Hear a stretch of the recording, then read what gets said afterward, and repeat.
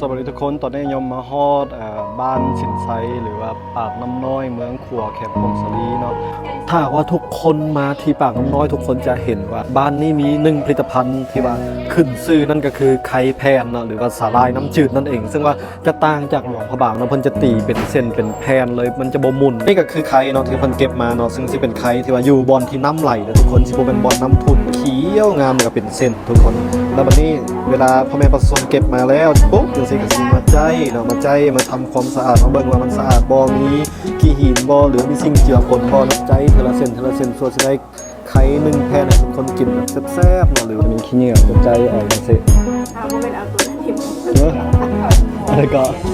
ไม่เอาตัวนี้ของคนบ่ตัวนั้นแหละเพราะตัวนี้มันจะเป็นไข่ที่ว่าอยู่โงนหินเนาะแล้วมันจะมีขี้ทรายมาปนฉะนั้นต้องใจออกพวกเม็ดขี้ทรายบ่อย่างบ่แล้วเอาไปซักตื้มทุกคนเอาไปซักเอาไปล้างไปทำความสะอาดตื้มเนาะถ้าบ่ซักบ่ล้างมันจะให้มันหัดคำว่าภาษาหัดมันจะมีพวกขี้เหงื่อหรือว่ามีพวกขี้ทรายอย่างมาปนนั่นเองตัวนี้ทิ่มว่ะตัวนี้บุรีเส้นที่มันบ่งามแล้วก็เส้นที่มันเป็นแข็งๆจังซี่แล้วก็จะใจทิ่มเนาะตัวใดที่มันแก่จังซี่นะเพิ่นบ่เอาเนาะตัวนี้เป็นที่ว่าคัดสันมาแล้วเพิ่นจะคัดจังซี่ได้เส้นงามๆเราไปเฮ็ดให้ทุกคนกินแบบแซ่บๆแล้วก็ตอนจืดเนาะเฮ็ดน้ำมันร้อนๆจังซี่ล่ะทุกคนเฮ็ดน้ำมันร้อนแล้วก็จุ่มลงปุ๊บแล้วก็เอาขึ้นเลยตอนนี้มันนานิยมกำลังจืดให้กินเนาะเพราะว่าพี่น้องมันยืมมายามไปเวียงพุ่นเด้แล้วหลังจากนั้นเพิ่นก็เอาขึ้นใส่กระเซาะให้มันเสด็จน้ำมันเนี่ยแล้วก็จืดมาก็สิได้แบบนี้เนาะทุกคนเนาะกินแซ่บแฮงกินกับข้าวเหนียวแซ่บเขียวงามเนาะทุกคนจะเป็นเส้นไทยเส้นเลยทุกคนเก็บมาจากแบบไต้น้ำพื้นน้ำเลยแล้วก็จะเป็นยูบอลที่ว่าน้ำสะอาดแล้วก็บอลน้ำไหลทุกคนมื้อนี้จัดไปจากแผ่นมื้อนี้เอาไป50แผ่นเอาไปเฮ็ดหยังฮอด50แผ่นมานี่ไปต้อนค่ะเจ้าเป็นหยังจึงเอาไปต้อนมันแซ่บเด้มื้อนี้มีหมู่สั่งอีกมีหมู่สั่งโทรมาสั่งแม่นแล้วผู้ใดกินก็ติดใจเนาะไข่แผ่นปลาน้ำน้อยมันบ่ไข่แผ่นอันนี้มันแตกต่างจากไข่แผ่นทั่วไปก็ได้บ่มีอันนี้คือมันบ่ฮัดแล้วมันก็บ่ได้ปรุงแต่งหลายรสชาติมันก็จะเป็นออกแบบธรรมชาติบ่คือตัวไข่แผ่นตัวชนิดอื่น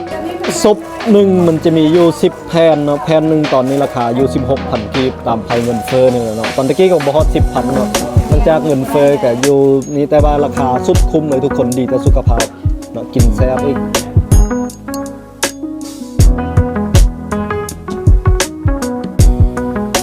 ในเมื่อก่อนเนาะบ้านสินไซหรือว่าอยู่ที่เขตปากน้ำน้อยเนาะก็จะเป็นบ้านที่ว่าเป็นบ้านโซนลาวเป็นบ้านไม้เก่าๆแต่ปัจจุบันนี้ก็มีการเปลี่ยนแปลงไปก็จะเป็นเรือนทันสมัยขึ้นเป็นวิลล่าเนาะสบายดีบักคำแรกสบายดีปีใหม่ตัวไปเที่ยวไสบ่ฮู้บ่ได้ไปเที่ยวอันนี้ก็จะเป็นสไตล์บ้านเก่าเนาะก็จะมีเสาจะอยู่ประมาณนี้ก็ยกพื้นขึ้นแล้วก็จะมีศาลที่ว่าเฮ็ดอยู่เฮ็ดกินบอนล้างถ้วยอันนี้บ้านนี้ก็เฮ็ดไข่แผ่นคือกันมื้อนี้เจ้าเฮ็ดได้จักแผ่นแล้วมื้อนี้ได้30แผ่นโอ้ได้หลายเนาะแต่ละมื้อเฮ็ดทุกมื้อบ่มีก็เฮ็ดบ่มีก็บ่เฮ็ดนี่บอนตากไข่แผ่นก็สิประมาณนี้ทุกคนเนาะบ่มีขี้ฟอกขี้ฝุ่นหยังเด้อทุกคนเพราะว่ามันห่างจากทางแล้วก็ทางก็จะเป็นทางอย่างเดียว3ชั่วโมงว่ะโอ้ตากตั้งชั่วโมงเดียวก็แห้งแล้วทุกคนชีวิตอยู่แถวนี้ก็จะเรียบง่ายเนาะก็จะมีเลี้ยงเป็ดเลี้ยงไก่จังซี่เนาะถ้าว่าเลี้ยงหลายก็เป็นเศรษฐกิจเนาะขายออกน่าจะขายนะทุกคนนี่ก็เป็นไก่ลาดทุกคนไก่ลาดนี่แซ่บเลยทุกคนขายแห้งเลี้ยงเป็นคอกเป็นเล้าไว้จังซี่เลย